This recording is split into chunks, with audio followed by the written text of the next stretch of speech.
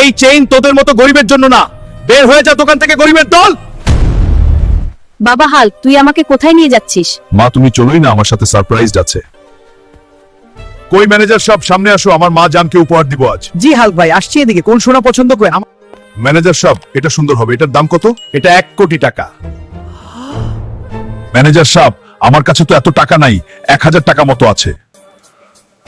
এই চেইন তোদের মতো গরিবের জন্য না, বের হয়ে যা দোকান থেকে গরিবের দল।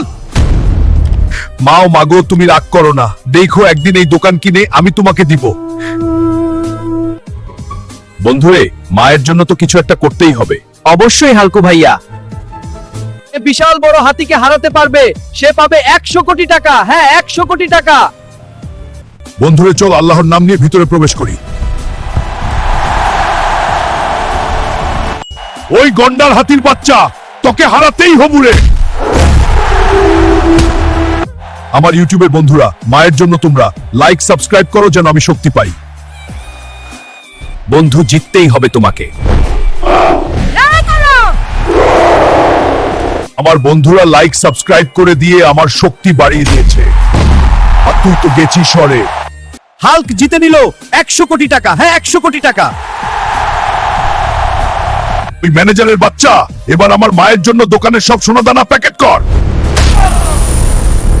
হাল্ক স্যার, আমাদের ভুল হয়েছে, আমাদের অহংকার করা উচিত হয়নি, মাফ করে দেন। মা ও মারে কই গেলা, তুমি এদিকে আসো। মা ও মারে কই গেলা, তুমি এদিকে আসো। দেখো তোমার হতভাগা ছেলে কত সোনাদানা এনেছে। বন্ধুরা, তোমরাও মায়ের জন্য কিছু করো, আমার ছেলের জন্য সবাই লাইক সাবস্ক্রাইব করো।